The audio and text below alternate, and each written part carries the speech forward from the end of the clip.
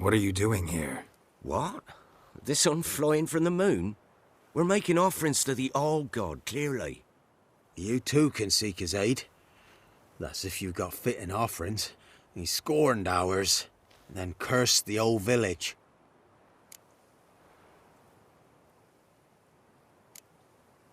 The All-God, you call him.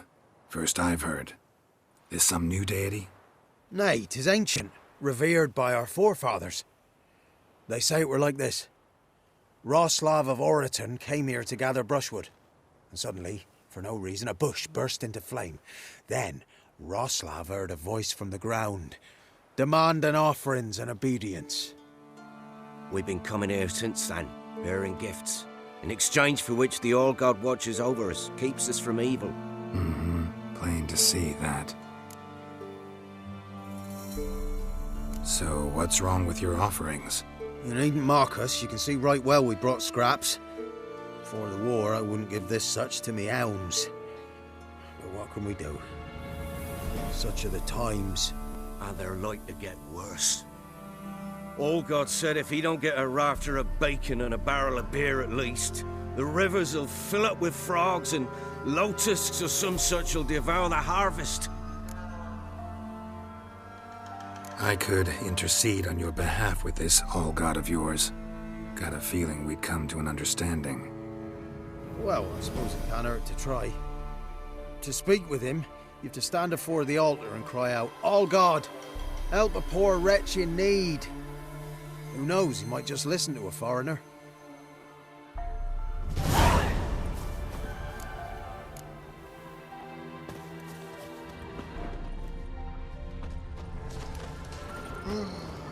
Oh, All-God, help a poor wretch in need. Pretty please. How dare you disturb my divine rest, mortal? I dare disturb it because I want your divine self to lift the, curse you cast. Those peasants really don't have. They must bring worthy offerings or they shall face drought, driving hail, earthquakes, avalanches. I have spoken. Avalanches? Here? How would that work? No answer from the All-God. Fine. We can finish our conversation when I find him. Voice came from underground.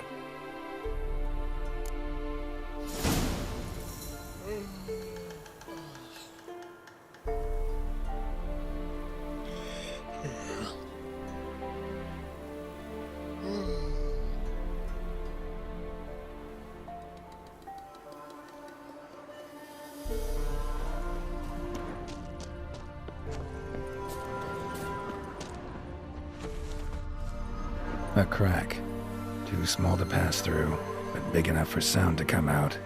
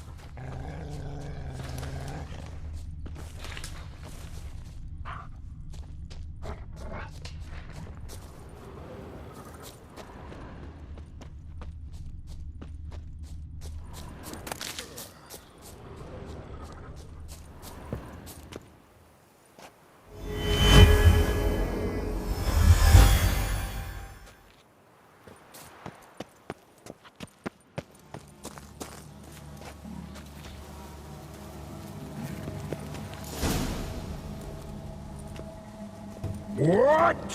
Who dares disturb my divine being? Geralt of Rivia. Pleasure. Expected the All-God to be corporeal in form, but never thought he'd be corpulent. Fattened up nicely at those peasants' expense. Expense? Expense? Not a word about the help I give in return. Blessings, absolutions, enlightened advice. Believe me, these folks need all of it. I'd watch over them still if they fulfilled their end. But lately they offer these pathetic scraps. That they steal from the mouths of their children, and to make matters worse, you cast a curse on them. And I'll not lift it till they bring me worthy offerings. I'm to settle for curds and whey? Not a chance. And you can tell them that.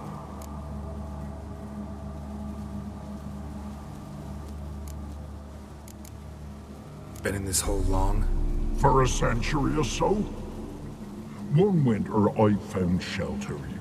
Built a fire so large the flames leapt through the crack, lit the bushes above.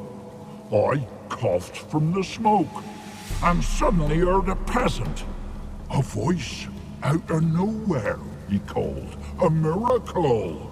Thus, I became a god. Parasite, more like. Maybe so. But what of Freya and Melitele then, Demanding prayers and offerings, given naught in return? I talk at least.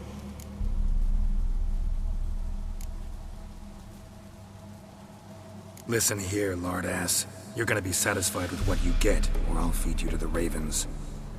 Plowing reformers. No, fine. I'll sup more modestly.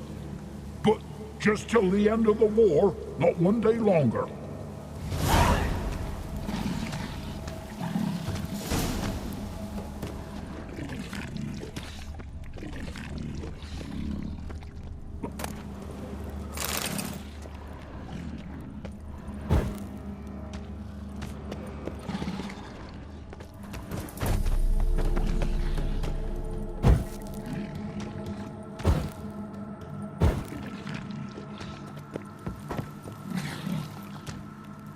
Maybe you'd care to go up top, see if you're still there.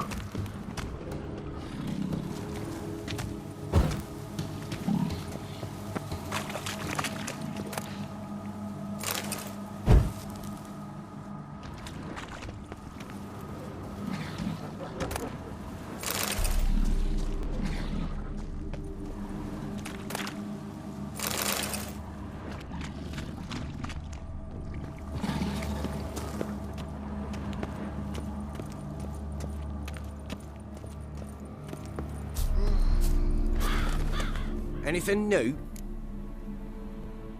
Talk to your old god, face to face. And? Will he show us mercy? He will. Promise to be pleased with whatever you bring. I told you the All-God's merciful, understanding. Thanks, Witcher. Oh, one last thing. Did you know there's a crypt beneath this hill? Might want to take a look sometime. Architecture's fascinating.